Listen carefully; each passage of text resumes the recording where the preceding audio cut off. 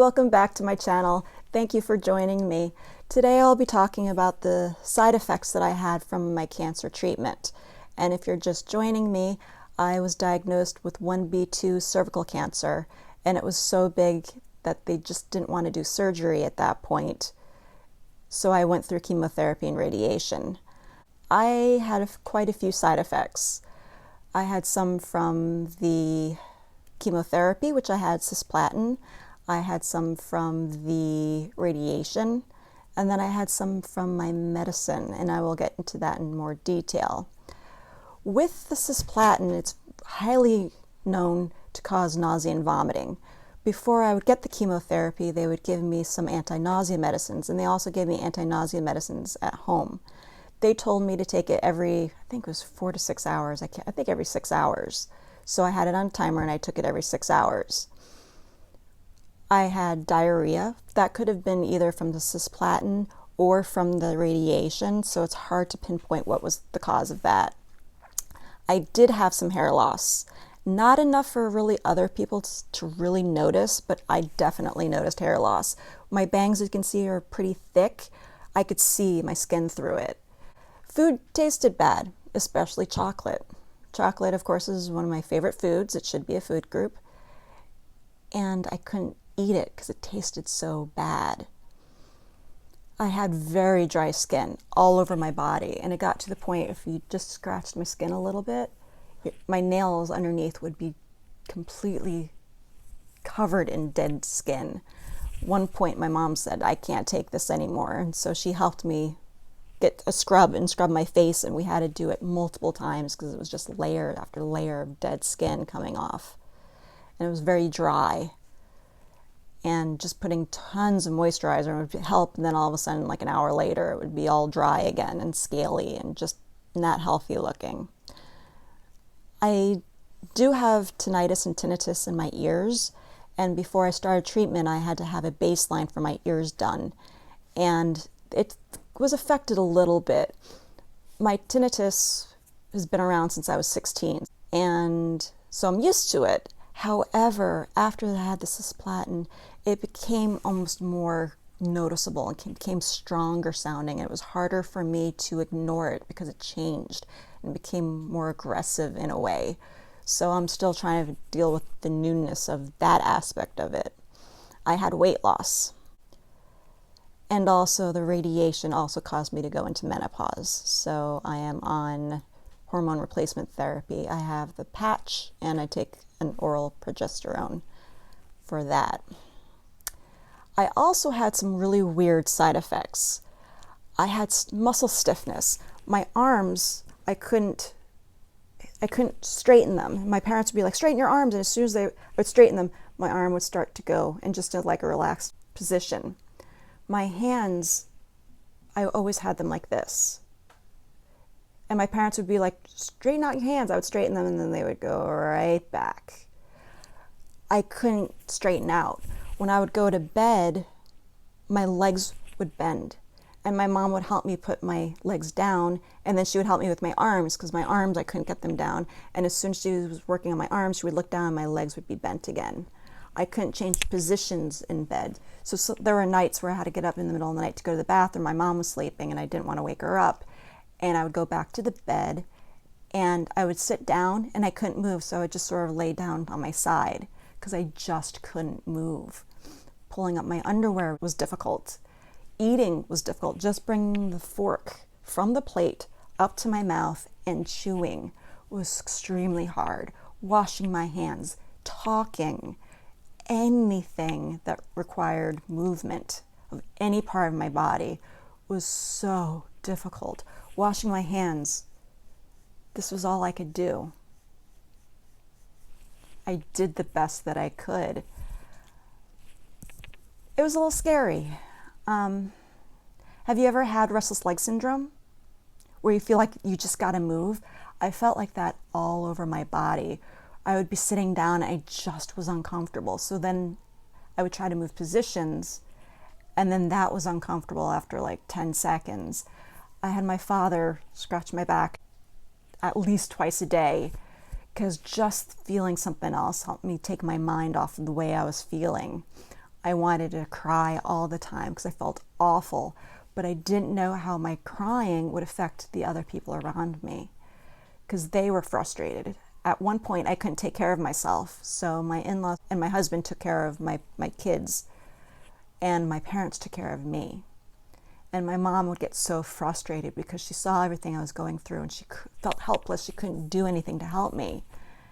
So what would crying do? Make her feel even worse. So I kept it in. Yeah, I also had random leg bouncing. I'd be sitting down and all of a sudden my leg just started bouncing. I wasn't causing it to start bouncing, and I would use my muscles to stop the bouncing. And then as soon as I relaxed my muscles, it would start bouncing again. And it sort of went back and forth in which leg it was. They never happened at the same time, and it was just random. I was suffering from sleep issues where I would wake up at least once an hour. Sometimes I'd just wake up, sometimes I'd have to go up and pee because I did have to drink a lot of water. But I was up every hour. And then at 4 o'clock in the morning, I could not go back to sleep.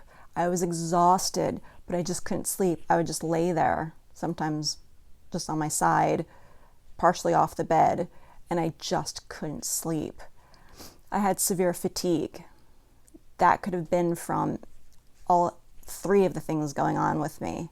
I had poor balance. I was walking with a walker, or my mom had an old wheelchair from when we were taking care of my grandmother, so I had to get around in a wheelchair.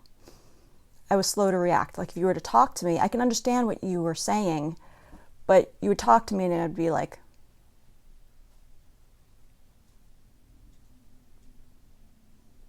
and then I'd say, well, like 1 or 2 words. I was very slow reacting, and I had a blank stare, which was a little freaky.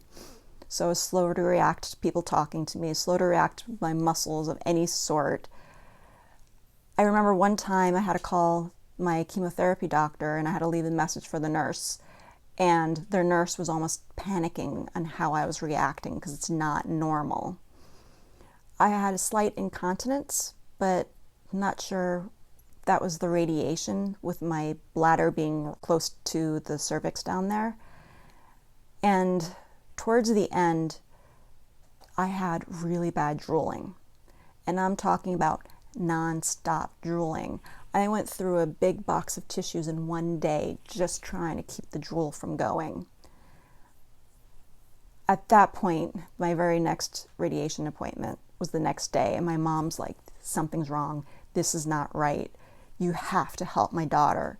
And that's while I was getting treatment. She pulled somebody aside and she was telling them what was going on and what she was seeing, and it just wasn't right, and she was scared and everything. So after my radiation, they pulled me into the doctor's office where my mom was, discussed it with the nurse and the doctor and everything. They said they would look into it.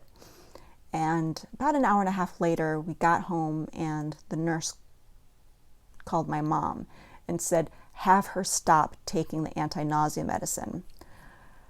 One of the side effects is Parkinson's syndrome-like side effects. And I looked it up, and that's exactly what I was going through. If people were looking at me, they probably thought I had Parkinson's syndrome. And those were probably my worst side effects. That was the stiffness in the muscles, the bouncing, then sleep issues, slow to react, not being able to eat, not being able to talk, not being able to move and do anything. The drooling, all of that was my side effect from the medicine that I was taking for the anti-nausea. So once I stopped taking that, slowly every day I started getting better. Like the next day when I washed my hands, I could actually do this. And I was like, oh yeah. And then the next day, I could actually do this. And I was like, now I'm back. And I was able to start walking more and eating. Towards the end of my treatment, I got down to 91 pounds. And they kept on telling me to eat. You need to eat. But I could not eat. I was drinking boosts, and that was basically all I was doing. And I drank the high calorie boosts because they're about 500 something calories per one. And that's all I could really consume. I just could not eat. So I got down to 91 pounds. And I remember the first day of my internal radiation, they put me up on the table and the gown slipped down and I saw my legs, and I was just looking at them thinking, those aren't my legs. they were, but they were just not what I was used to seeing. So yes, it slowly got better. The incontinence, I was worried about that before I went back to work, but that got better. And in my next video, I will be talking about what's happened to me after that, because I did have a later side effect. That's rare, so I want to share that in case anybody else experiences it too. So thank you for joining me again.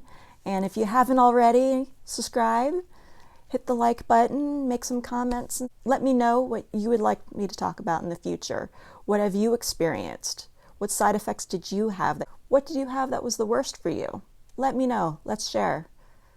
Let's be a community and a group, and let's be there for each other, because no one else is going to understand. Well, thank you for joining me. Have a good week. Bye.